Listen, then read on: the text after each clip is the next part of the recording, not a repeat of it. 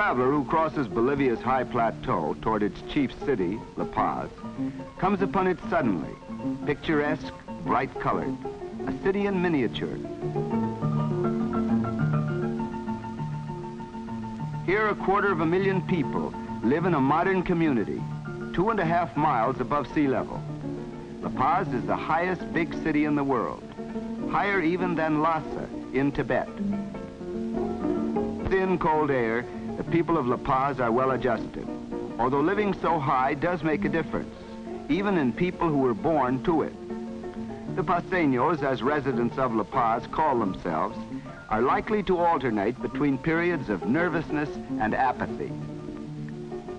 And the foreigners who come from such sea-level points as Lima or New York or Buenos Aires find that the scarcity of oxygen converts climbing a flight of stairs into a major physical effort, and walking up one of the steep streets becomes a Herculean task. No matter where one wants to go in La Paz, it always seems to be uphill going and uphill coming back. There are many strange phenomena in life at this altitude. There's so little oxygen that fires are difficult to start, so no one carries fire insurance. An automobile loses 40% of its power, and it takes 6 minutes to boil a 3-minute egg.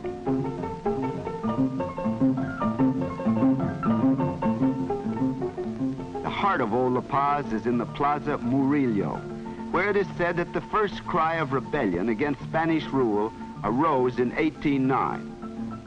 On the great square is the handsome cathedral, one of the largest in the world, where 12,000 people may worship together. Around this plaza are the principal government buildings, for in La Paz are the executive and legislative branches of the government. The Supreme Court, however, meets in Sucre. The Indians of this region, from the high plateau above the city and the luxuriant Yungas valleys beyond the mountains to the east, are notoriously bad city dwellers. They do, however, come into market on weekends. Then the city is alive with these strange and quiet people. They are, for the most part, of the ancient Aymara tribe. Long before the Incas, they were a powerful race. They make their headquarters in the old inns, whose courtyards become warehouses for their goods.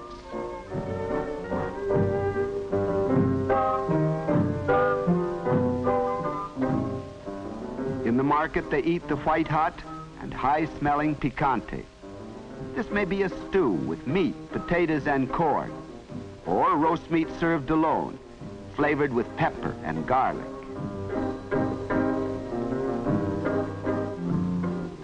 Here they bargain for little piles of pale green leaves, called coca, from which the drug cocaine is derived.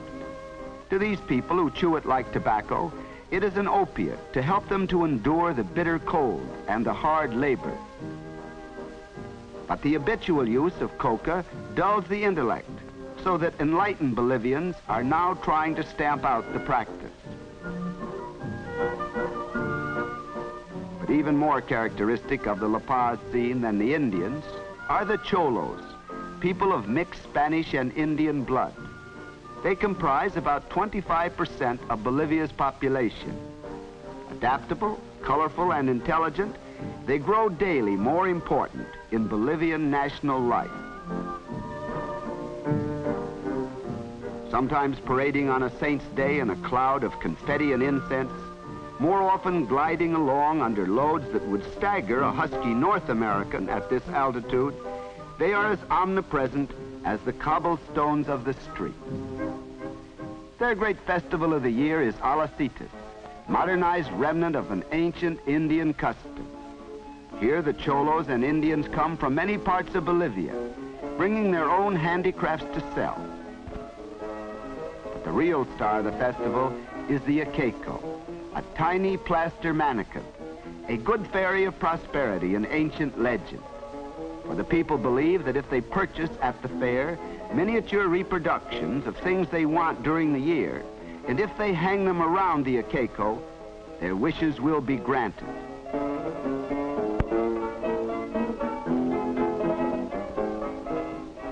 Tiny bags of rice and coca, new shoes, wedding rings, toy horses, trucks, and gaudy new apartment houses all surround the Akeko. Then the jolly little god and all his fine wares will stand guard in the household of his purchaser until he makes all the dreams come true, or at least until the fair of Alcides returns next year.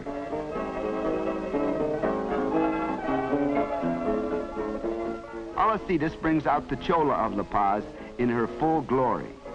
Vain of her costume and person, she may spend a month's income on a pair of earrings. She is still a practical businesswoman, a hard-headed shopkeeper. She is an extravagantly loving mother. A Chola without a baby on her back is hardly a complete Chola.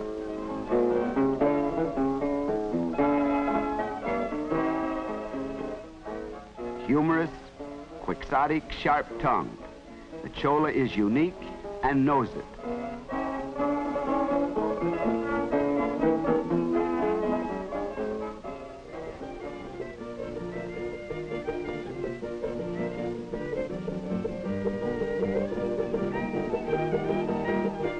During the 3 days of Alcides, troops of dancers and musicians dance down the narrow cobbled ways into the patios to play their strange tunes and to perform their gay dances.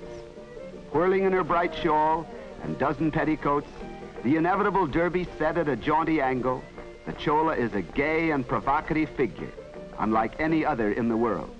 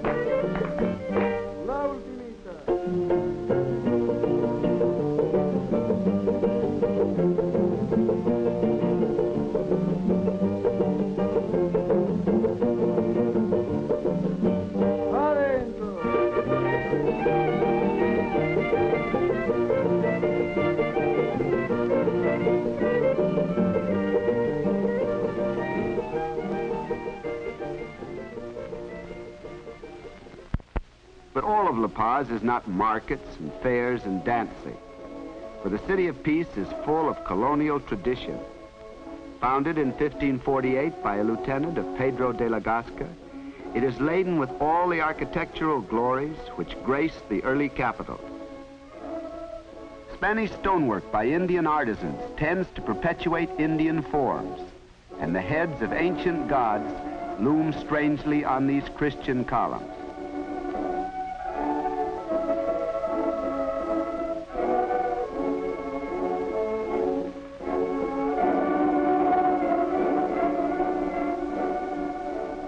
Even here the Chola reappears, this time in another guise, as a nurse to a newly christened child.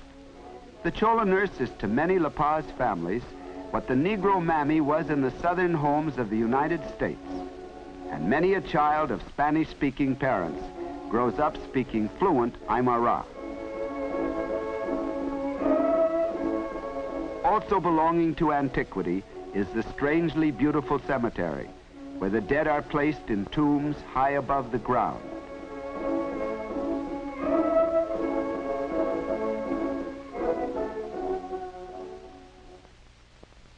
In a new part of the city is the National Stadium, seating 60,000 people.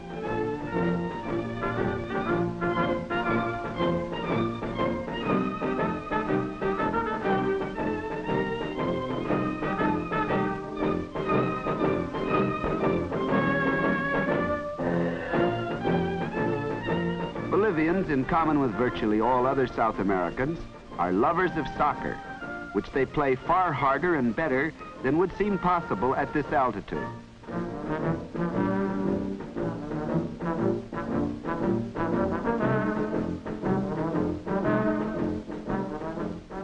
Imagine yourself doing this, for example, on top of Pikes Peak.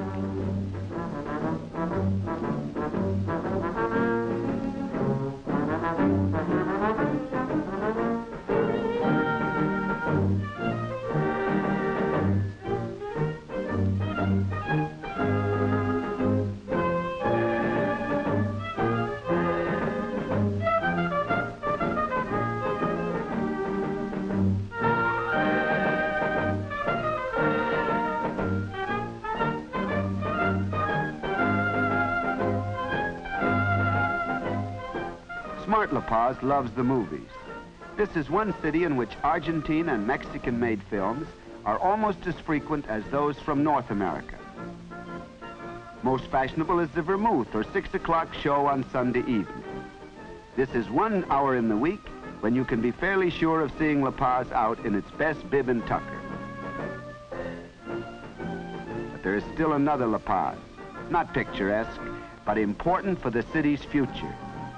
Bolivians have great ambition for the industrialization of their country, and factories like this are becoming focal points in economic expansion.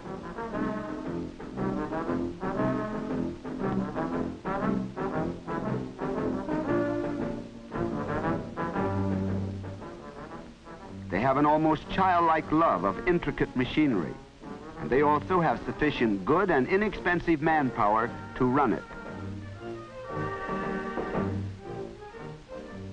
But there are obstacles to industrial expansion here. There's little fuel for plant operation.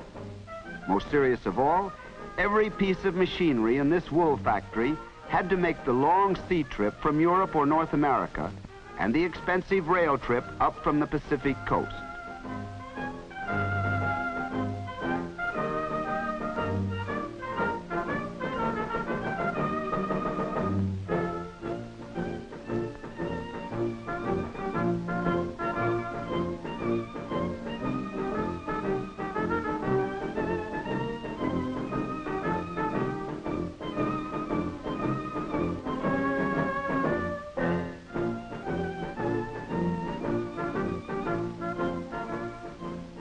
In spite of these obstacles, industrialization and construction are going ahead in this new, realistic La Paz. This fantasy-tinged project of tearing down a hill has the purely practical end in view of constructing a highway to link La Paz with its eastern suburb of Miraflores. In these projects, Cholos are the chief workmen. Indians will occasionally join them for a few days, but they are farmers at heart and prefer to work the soil.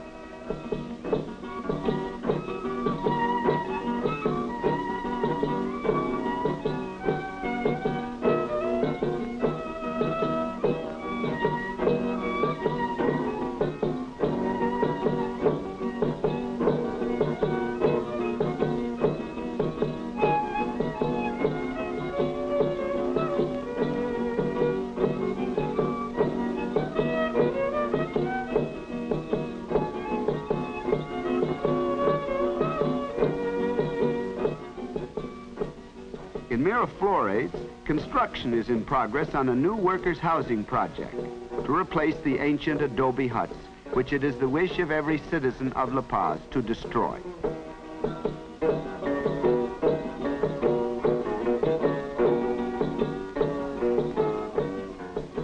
And all over the city, the adobes are coming down, and new, starkly modern buildings of reinforced concrete and brick are going up. The silhouette of La Paz is changing more rapidly than that of any other American capital today.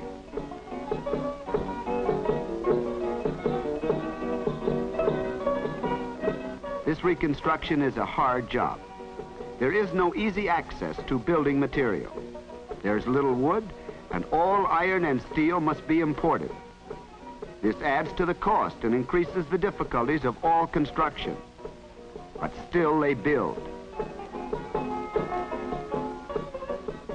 Bolivia looks to a time when a greater part of her national territory will become economically effective, producing not only tin and other ore, for which she is already famous, but food, clothing, and building materials sufficient for her own needs.